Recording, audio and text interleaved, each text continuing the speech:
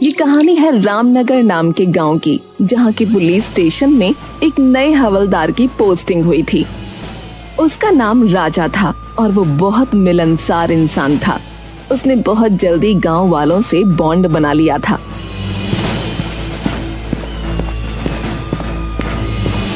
अरे मुखिया जी प्रणाम, क्या हाल चाल है आपका? अरे बस सब बढ़िया हवलदार जी, भोलेनाथ की कृपा है। वैसे भी सावन के महीने में हम थोड़े ज्यादा ही प्रसन्न रहते हैं। अरे ये बात तो सही कही आपने, सावन का महीना सबसे अलग होता है। चारों तरफ हरियाली और भोलेनाथ की भक्ति, ऐसे में जो दिन कटते हैं उसका कोई जोड़ ही नहीं है। बिल्कुल सही कहा हवलदार साहब। अरे मेरा नाम राजा है मुखिया जी, आप हवलदार क्यों कहते रहते हैं हमेशा? अरे तो मेरा नाम भी रामलाल है, लेकिन आप भी तो हमें मुखिया मुखिया कहते रहते हैं कि नहीं? ओहो, तो आप बदला ले रहे हैं? अरे नहीं नहीं, ऐसी बात नहीं है। हम बदला नहीं, मौज लेते हैं, मौज है।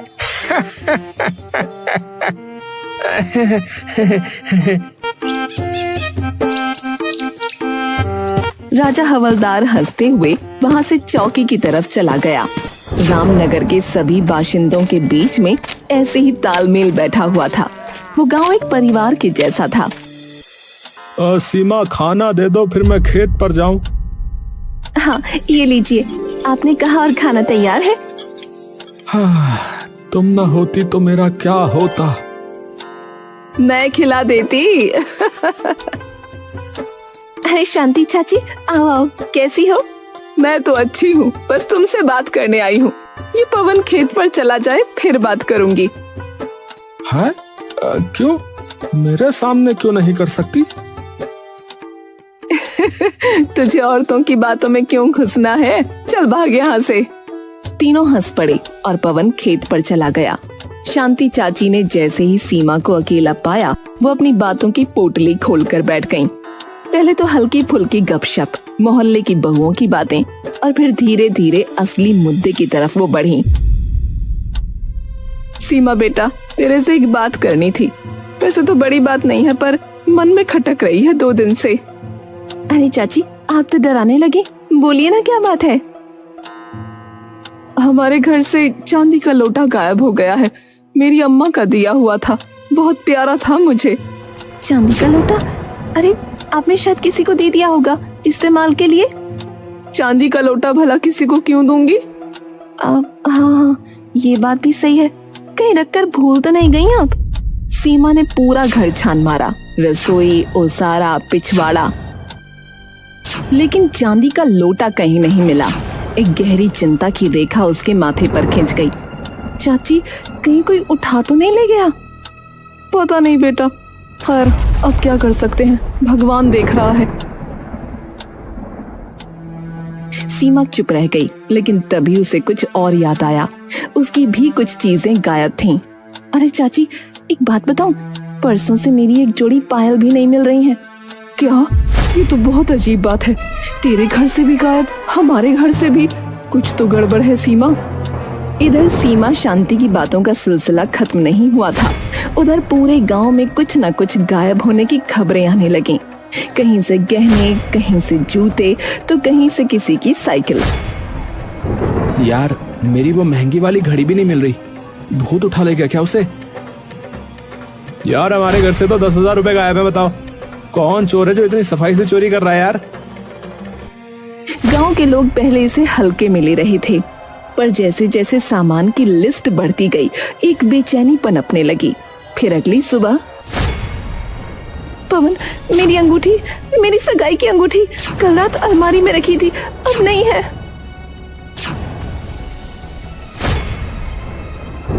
अरे अरे ये क्या मजाक है?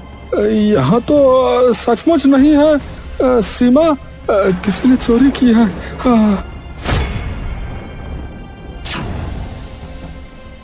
शोर मच गया, गांव के लोग जमा हो गए। सभी के चेहरों पर डर और चिंता साफ झलक रही थी। इतने शांत गांव में ऐसी घटनाएं, ये तो अपशकुन जैसा लगने लगा।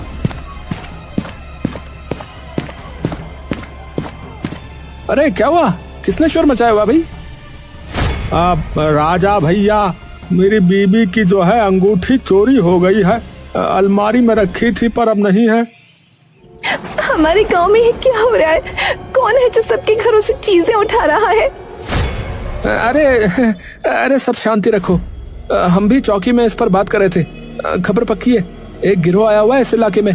वो घरों की जानकारी जुटाता है और फिर सामान गायब करता है। कितने लोग हैं ये तय नहीं है, 2, 4 या 10 भी हो सकते हैं।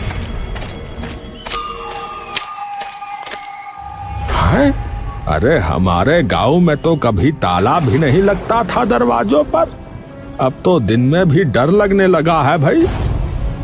अब से सब सतर्क रहें और जो भी बाहर का आदमी दिखे उसकी खबर मुझे दो।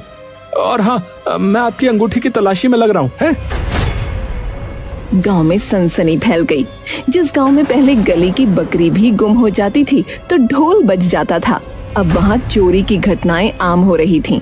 फिर अगले दिन अरे अरे किसने तो मेरी बाइक ही गायब कर दी। रात में बरामदे में खड़ी थी, सुबह देखा तो नहीं है। क्या क्या हाँ, क्या कह रहा है भैया? हाँ क्या करो भैया? अरे भैया अब तो हद हो गई है, ये तो बड़ा मामला हो गया। हाँ भैया सही कह रहे, हद हो गई ये तो। हाँ भैया सही कह रहे। ये कोई साधारण चोर नहीं हो सकता, कोई है जो हमारे बीच ही रह रहा है। जब पूरा रामनगर चोरी की घटनाओं से परेशान था, उसी समय शाम के समय एक चमचमाती कार गांव के बाहर की टूटी सड़क पर अटक गई। ड्राइविंग सीट से उतरा एक सफेद कमीज और काले चश्मे वाला व्यक्ति, बाल थोड़े बिखरे हुए, चाल में शहरी रौब और चेहरे पर मासूम मुस्कान। हेलो, कोई है? गाड़ी बंद हो गई है, प्लीज कोई मदद करेगा? कुछ ही देर में गांव के मुखिया रामलाल वहां पहुंचे। अरे कौन हो बेटा, कहां से आए हो? नमस्ते, मेरा नाम सूरज है। शहर से आ रहा था कि अचानक गाड़ी बंद हो गई।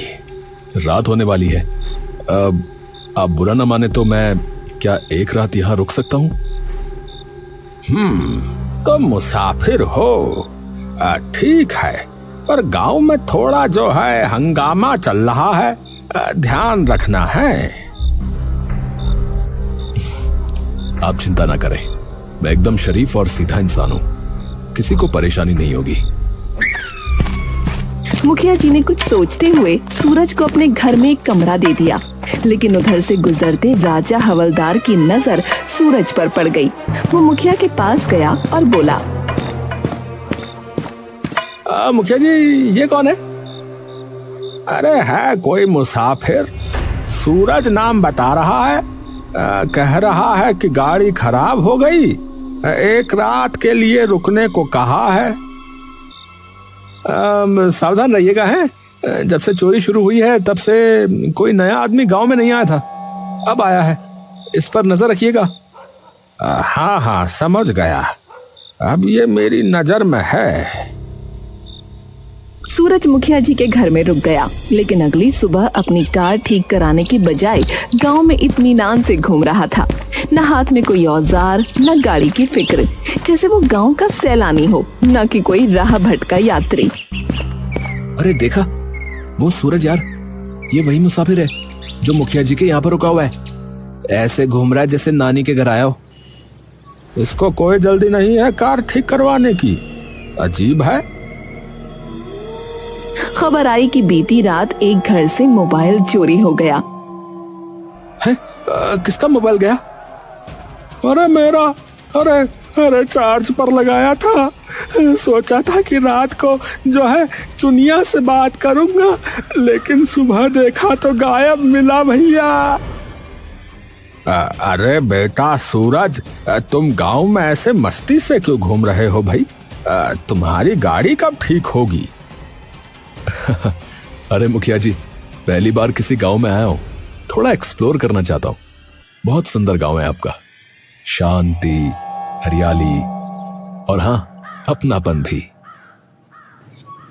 सुंदर तो है, पर तुम जो है अपनी गाड़ी पर ध्यान दो, वो ज्यादा जरूरी है। सूरज ने मुस्कुराते हुए सिर हिलाया, लेकिन गांव के लोगों की आंखों में अब संदेह गहरा होने लगा था। और फिर रात के समय चौपाल पर पता नहीं क्या हो रहा है यहाँ पर। चौकी में भी यही बात चल रही है, लेकिन कोई सबूत ही नहीं मिलता। बेटा जल्दी कुछ करो। किस बात की चर्चा हो रही है? आप लोग इतने तनाव में क्यों हैं? अरे तुम्हें नहीं पता है, गांव में एक के बाद एक चोरी हो रही है, चप्पल से लेके मोबाइल तक, और अब तो अंगूठी और बाइक भी। ओहो, बहुत बुरा हुआ। तो फिर जल्दी ही मुझे यहां से निकल जाना चाहिए। मैं आज ही मैकेनिक ढूंढता हूं। पर उस दिन भी सूरज ने ना तो किसी मैकेनिक से बात की और ना ही खुद गाड़ी खोलने की कोशिश की। वो बस मुस्कुराता रहा, टहलता रहा। फिर उसी रात पवन को नींद नहीं आ रही थी, उसे कुछ बेचैनी सी हो रही थी। तभी उसने देखा कि कोई एक परछाई गलियों में घूम रही है। अरे ये कौन है? इतनी रात गए। पवन ने चप्पलें पहनी और चुपचाप उसका पीछा किया। परछाई ने मोड़ लिया। पवन ने आंखें गड़ा दी। सूरज? वो सूरज ही था, मुसाफिर जो अब गांव की गलियों में रातों में भटकता रहता था।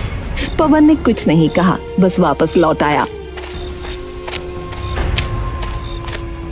और सुबह होते ही राजा से मिलने पहुंचा। राजा भैया, मैंने जो है सूरज को रात में गलियों में घूमते हुए देखा। हाँ, जरूर कोई गड़बड़ है। हाँ। मैं भी जागा हुआ था कल रात। मैंने उसे पेड़ पर चढ़ते हुए देखा। सोच रहा था कि देखूं वो कर क्या रहा है, पर कुछ समझ में नहीं आया। राजा और पवन अब सीरियस हो चुके थे। गांव में सूरज के रहस्य को सुलझाना जरूरी हो गया था। बस अब बहुत हो गया, चलो उसकी गाड़ी चेक करते हैं। गांव के लोग सूरज की गाड़ी की ओर बढ़े, पर जब दरवाजा खोलने की कोशिश की तो वो लॉक थी। अरे खोलो खोलो, अरे भैया देखना है कि इसके अंदर क्या छुपा है। हाँ। अरे अरे अरे क्या कर रहे हैं आप लोग? ये मेरी गाड़ी है भाई। देखो भाई, तुम्हारी गाड़ी 2 दिन से यहाँ पर खड़ी है, ना मैकेनिक को बुलाया तुमने, ना ही कुछ किया इस पे। अब बताओ तुम कब जा रहे हो? मैंने गांव के बाहर वाले मैकेनिक को दिखाया था, पर उसे कुछ समझ में नहीं आ रहा है। तो अब मैं अपना आदमी भेजता हूँ, वो सही करवा देगा। अब और नहीं रुकोगे तुम? हाँ ठीक है, बस एक रात और, सुबह निकल जाऊंगा। ठीक है। फिर एक रात आई। पवन और राजा अब चुपचाप निगरानी कर रहे थे। तभी देखा कि एक परछाई फिर किसी के घर में घुस गई। अरे भैया, वो रहा चोर, यही मौका है, चलो। दोनों दबे पांव उस घर की ओर गए, झटके से दरवाजा खोला और पकड़ लिया उस परछाई को। अरे पकड़ लिया, पकड़ लिया, पकड़ लिया। अब बता कौन है तू? कौन है तू? सूरज ही है ना? मुंह दिखा जरा अपना।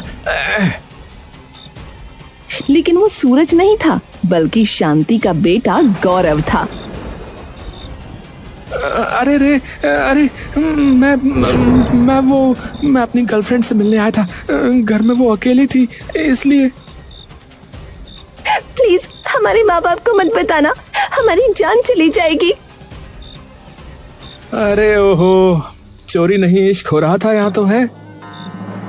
अरे मोरी मैया, इस गांव में अब प्यार भी चोरी जैसा हो गया है। चलो बच्चों, इस बार बच गए, लेकिन अगली बार सीधे पंचायत में मुलाकात होगी। पवन और राजा उस मोहब्बत की गलती वाले घर से हंसते हुए बाहर निकले ही थे कि अचानक राजा की नजर एक खंभे की ओर गई। चौंक कर उसने पवन की बाह पकड़ी। अरे पवन, वो देख, खंभे पर फिर वही। अबे सूरज कहीं के, अरे ये फिर चढ़ गया। अबे ओ मुसाफिर, नीचे उतर। सूरज सकपकाया, जैसे चोर रंगे हाथ पकड़ा गया हो। फौरन नीचे उतरा। अबे कभी पेड़ पे कभी खंबे पे, हैं? क्या खोज रहे हो ऊपर ऊपर, हैं? अरे कुछ नहीं, वो क्या है ना कि नींद नहीं आती तो बस ऐसे ही टहलता रहता हूँ, और थोड़ी ऊंचाई से गांव को देखना बड़ा अच्छा लगता है मुझे। है? रात में पेड़ों पर चढ़ाई? ये कोई योग साधना चल रही है क्या? बस बहुत हो गया, चलो मुखिया जी के पास चलो। दोनों से लेकर मुखिया के पास पहुंचे। मुखिया जी, ये जो आपके यहाँ रुका है, आपको पता भी नहीं चलता कि ये कब घर से गायब हो जाता है। अभी खंबे पे था, कल पेड़ पे था। अब जो है इसे घर में बंद करके रखिए। हाँ, जब तक इसकी गाड़ी ठीक ना हो जाए ये बाहर नहीं निकलेगा। ठीक है, जब तक गाड़ी सही नहीं होती ये मेरे घर में ही रहेगा। राजा और पवन जाने को ही थे कि राजा एकदम से रुक गया। रुको, मुझे अब इस मुसाफिर पर एक कौड़ी का भी भरोसा नहीं रहा, और मुझे लगता है कि इसकी गाड़ी भी एकदम सही है। चलो देख लेते हैं। सूरज के चेहरे पर हल्की घबराहट थी। राजा और पवन उसके साथ गाड़ी के पास पहुंचे। सुबह लगभग हो चुकी थी। हाँ भाई, चाबी निकालो और चलाओ इसे। पर मैंने बताया था ना कि अरे भाई चलाओ इसे। राजा ने चाबी घुमाई और इंजन एक झटके में स्टार्ट हो गया। देखा, अरे हम नहीं कह रहे थे, इसकी गाड़ी एकदम सही है। अब पुलिस आएगी और तेरा तमाशा यहीं खत्म होगा। अरे रुको रुको भाई, सिर्फ इतना ही काफी नहीं है इसे चोर साबित करने के लिए। मैं कहता हूँ कि एक दिन और रुक के देखना चाहिए। अगर ये चोर नहीं निकला तो हमारा गांव बदनाम हो जाएगा। मैं चोर हूं ही नहीं, चाहो तो मेरी तलाशी ले लो भाई। अरे तो चुप रह। और मुखिया जी, ये आदमी यहाँ झूठ बोल रहा है। गाड़ी ठीक है फिर भी ठहरा हुआ है, ये चोरी से कम नहीं है। तभी भीड़ जमा हो गई। गांव वाले आ गए। सबकी आंखों में सवाल थे। तभी सूरज ने एक अजब बात कही। वैसे इतनी चोरियां हुई, लेकिन राजा जी के यहाँ कभी कुछ चोरी नहीं हुआ, ऐसा कैसे? अरे हाँ, ये तो अजीब बात है। इसका मतलब? इसका कोई मतलब नहीं है। चोर को अभी मौका नहीं मिला मेरे घर का, और फिर मैं हवलदार हूँ। चोर डर रहा होगा। चोर किसी से नहीं डरते। अरे चुप रहो, एक हवलदार पर इल्जाम लगाते हो। अब देखो मैं क्या करता हूँ। राजा ने सूरज के हाथ में हथकड़ी डाल दी। एक पुलिस वाले पर उंगली उठाने के जुर्म में मैं तुझे गिरफ्तार करता हूँ। हाँ तो सुनो, असली गिरफ्तारी अब होगी। मैंने पुलिस को पहले ही बुला लिया है। सायरन की आवाज आई। पुलिस जीप गांव में घुसी। गांव वाले चौंक गए। सूरज ने जेब से मोबाइल निकाला और एक वीडियो चलाया, जिसमें साफ साफ राजा चोरी करते हुए नजर आ रहा था। अरे ये तो, पर गांव में सीसीटीवी कहाँ? वही तो, जहां सीसीटीवी नहीं होता वहीं लगाना पड़ता है। मैं जब पेड़ पर चढ़ा था और खंभे पर, तो वहां कैमरे फिट कर रहा था, समझा? भगवान, ये क्या कह रहा है? अरे मोरी मैया, ये क्या कह रहा है भैया? अरे दैया, जे का हो गया भैया? ये सुनकर राजा को गुस्सा आ गया और वो मुखिया से लड़ने लगा। ये खुराफाती मुसाफिर इतने दिन से आपके घर में है और आपको खबर ही नहीं हुई? देखो भाई, इस मुसाफिर को जो है मैंने ही बुलाया था, और बात दरअसल ये है कि ये क्राइम ब्रांच से एक अंडर कवर अफसर हैं। क्या कहा? अफसर? धोखा? अरे धोखा नहीं, चाल थी। धोखा तो तुमने दिया हमें, क्योंकि तुम कोई हवलदार नहीं, चोर हो। है? क्या कहा? क्या करा भैया मुखिया जी? ए भैया, मुखिया क्या कह रहा भैया? है भैया, क्या कह रहे? हाँ, असल में ऐसा था कि हमारे गांव की चौकी में हवलदार की पोस्टिंग होने वाली थी। इस चोर को ये पता चल गया और ये उसकी जगह आ गया, क्योंकि असली हवलदार को आने में कुछ दिन बाकी थे। हाँ, जब मुझे इस पर शक हुआ तो मैंने सबसे पहले इसका ही बायोडेटा निकाला। तब पता चला कि राजा नाम का तो कोई हवलदार आना ही नहीं था यहाँ पर। असली हवलदार ये हैं मिस्टर पांडे, जो आज ही आए हैं। नमस्ते जी, नमस्ते।